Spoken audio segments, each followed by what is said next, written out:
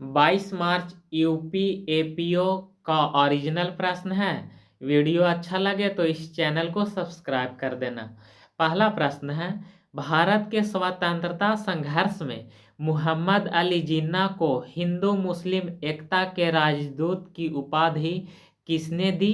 तो सरोजिनी नायडू के द्वारा यह उपाधि दिया गया था। दूसरा प्रश्न है, मानव विकास रिपोर्ट 2025 के संदर्भ में निम्नलिखित कथनों पर विचार करें।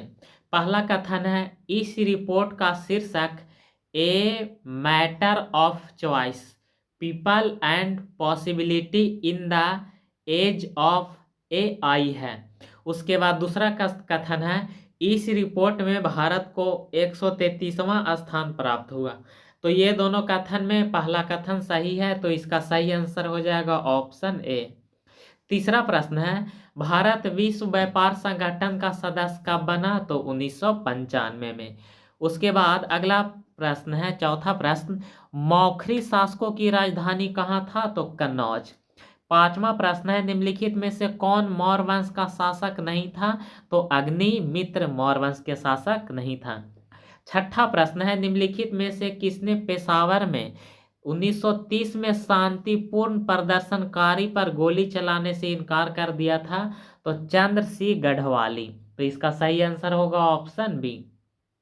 सातवां प्रश्न है, निम्नलिखित में से कौन सा प्रदेश आदिवासी जनजातियों की मूल जनसंख्या हेतु जाना जाता है? तो ऑस्ट्रेलिया। इसरो का निसार निम्नलिखित में से किस अंतरिक्ष एजेंसी के साथ संयुक्त उपग्रह मिशन है? तो नासा और अमेरिका के साथ। तो इसका राइट आंसर होगा ऑप्शन बी। निम्नलिखित में से कौन सी महासागरीय धारा अटलांटिक महासागर का है? तो बेंगुएला धारा है। तो इसका राइट आंसर हो जाएगा ऑप्शन ए। इंडियन मुसलमान के लेखक कौन है? तो डब्ल्यू हंटर। अंतर्राष्ट्रीय बुकर पुरस्कार 2025 के संदर्भ में निम्नलिखित कथनों पर विचार करें। तो पहला कथन है, बानू मुश्ताक और दीपा भंडारी ने हॉट लैम्प के लिए अंतर्राष्ट्रीय बुकर पुरस्कार 2025 जीता।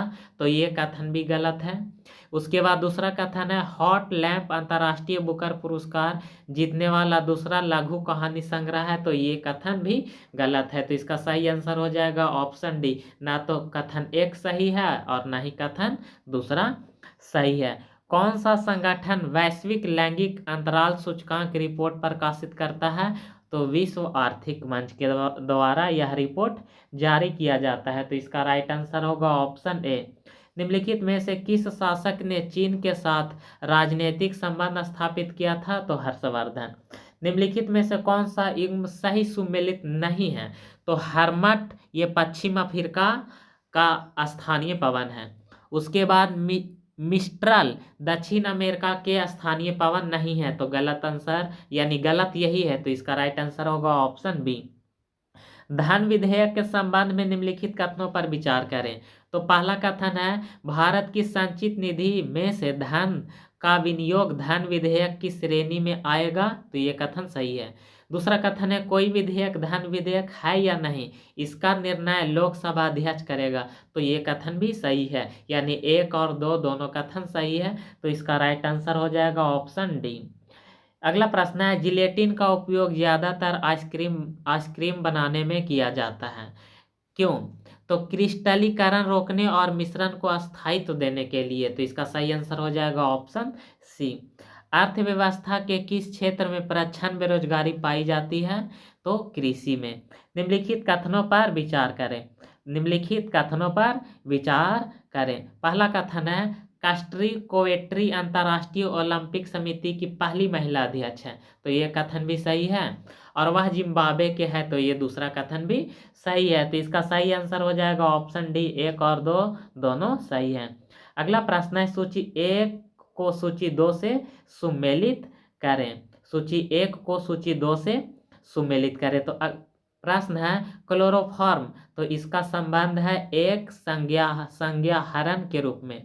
उसके बाद ऑप्शन बी में है कार्बन ब्लैक, तो इसका संबंध है जूते की पॉलिसी में एक काला रंग द्रव्य होता है। उसके बाद सी है फॉर्मेल्डिहाइड, तो इसका संबंध है जैविक नमूना के लिए परिरक्षक, यानी सी को मिला देंगे डी से। और उसके बाद ऑप्शन डी में है मेथेनॉल, तो मेथेनॉल का संबंध हो जाएगा ऑटोमोबाइल के लिए एंटीफ्रीज से।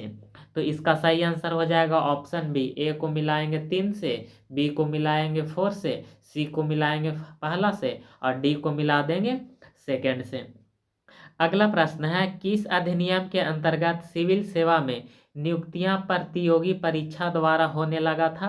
तो 1858 ईस्वी के अधिनियम के द्वारा। 21वां प्रश्न है, निम्नलिखित में से कौन सा युग्म सही सुमेलित नहीं है? तो प्रेरी हंगरी से संबंधित है। प्रेरी घास के मैदान हंगरी में नहीं है, तो इसका सही आंसर होगा ऑप्शन ए।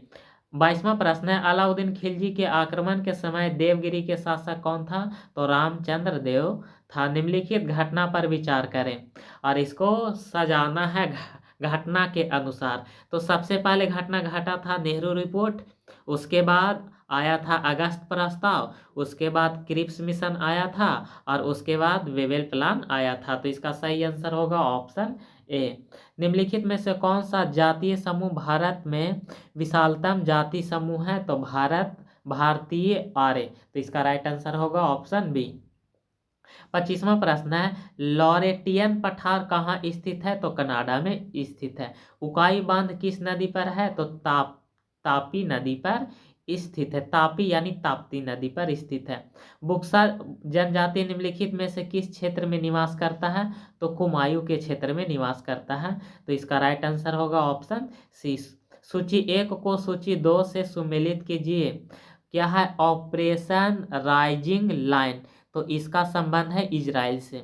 उसके बाद ऑपरेशन ट्रू पॉमिस थर्ड, इसका संबंध है ईरान से।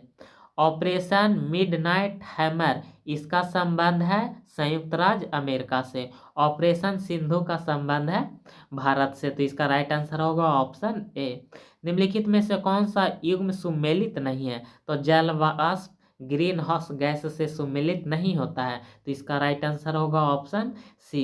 औरंगजेब के पत्रों का संकलन निम्नलिखित में से किस नाम से प्रसिद्ध है?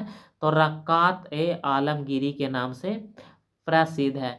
आइजैक नादेर ने 2025 विश्व एथलेटिक्स चैंपियनशिप की पुरुष की 1500 मीटर की दौड़ में स्वर्ण पदक किसे हराकर जीता था?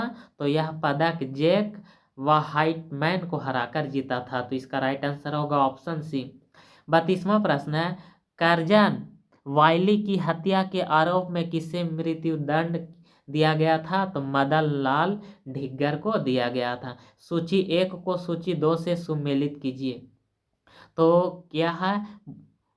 बोरिक अम्ल, इसका संबंध है आंख धोने के लिए। उसके बाद सिट्रिक अम्ल, और सिट्रिक अम्ल का संबंध है खाद्य परिरक्षक के रूप में।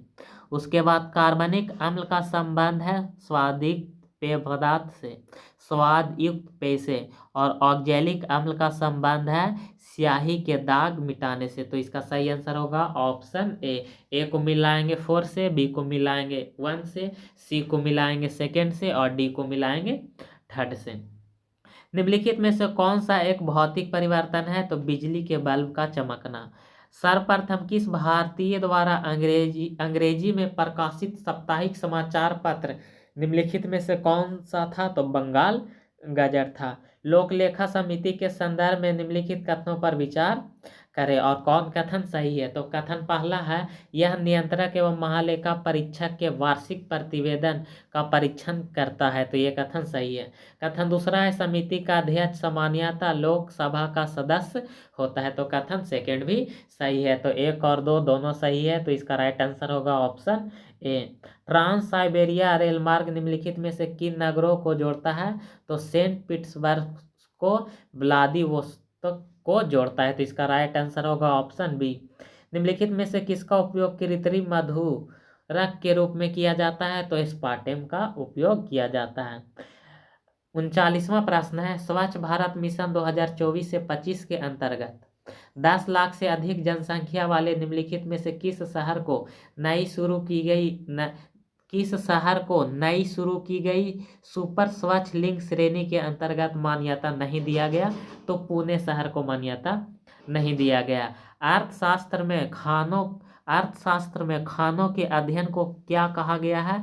तो पौतवाध्यक्ष कहा गया है। सिमुक निम्नलिखित में से किस वंश के संस्थापक था? तो सातवाहन के संस्थापक था। निम्नलिखित में से किस सल्तनत के सुल्तान को एक कल्याणकारी निरंकुश शासक कहा गया? तो फिरोज शाह तुगलक को। तो इसका राइट आंसर होगा ऑप्शन डी। निम्नलिखित में से कौन सा जैव निम्नीकरण बहुलक है? तो नायलॉन 2 और नायलॉन 6। तो इसका राइट आंसर होगा ऑप्शन डी। निम्नलिखित में से कौन सा देश संयुक्त राष्ट्र सुरक्षा परिषद का अस्थायी सदस्य नहीं है? तो जर्मनी नहीं है। सूची 1 को सूची 2 से मिलान करें। तो धूसर क्रांति का संबंध किससे है? तो उर्वरक से। गुलाबी क्रांति का संबंध किससे है? तो गुलाबी क्रांति का संबंध है प्याज के उत्पादन से। उसके बाद रजत क्रांति का संबंध है अंडा के उत्पादन से, और नीली क्रांति का संबंध है मत्स्य उत्पादन से। तो ए को थर्ड से मिलाएंगे, बी को फर्स्ट से मिलाएंगे, सी को सेकंड से और डी को फोर्थ से मिलाएंगे। तो इसका राइट आंसर होगा ऑप्शन सी। 46वां प्रश्न है, बहुभाषी शासन के लिए भासनी के साथ समझौता ज्ञापन पर हस्ताक्षर करने वाला पूर्वोत्तर का पहला राज्य निम्नलिखित में से कौन बना? तो त्रिपुरा। निम्नलिखित में से कौन सा युग्म सही सुमेलित नहीं है? तो भाग 2 में संघ का उल्लेख नहीं किया गया है। तो यही सही आंसर हो जाएगा ऑप्शन डी। राज्यसभा के संबंध में निम्नलिखित कथनों पर विचार करें और निम्न में से कौन कथन सही है? तो कथन 1 में है राज्यसभा अनुदान मांगों पर मतदान नहीं कर सकता है। तो ये कथन सही है। कथन 2 है राज्यसभा के पास मंत्रिपरिषद के प्रति अविश्वास प्रस्ताव पारित करने की शक्ति नहीं होता है। तो ये पहला कथन और दूसरा कथन दोनों के दोनों सही है। तो 1 और 2 दोनों सही है। तो इसका राइट आंसर होगा ऑप्शन ए। निम्नलिखित में से किस कांग्रेसी नेता को पाकिस्तान की मांग का समर्थन किया था? तो श्री राजगोपालाचारी। तो इसका राइट आंसर होगा ऑप्शन बी। सूची 1 को सूची 2 से मिलान करें। तो डीएनए ये मिलेगा डीऑक्सीराइबोस न्यूक्लिक एसिड से। उसके बाद आरएनओ को मिलाएंगे राइबोस न्यूक्लिक एसिड से। एमिनो अम्ल को मिलाएंगे प्रोटीन के निर्माण खंड से, और विटामिन के को मिलाएंगे फाइलोक्विनोन से। यानी ए को मिलाएंगे फर्स्ट से, बी को मिलाएंगे थर्ड से, सी को मिलाएंगे सेकंड से और डी को मिलाएंगे फोर्थ से। तो इसका राइट आंसर हो जाएगा ऑप्शन डी।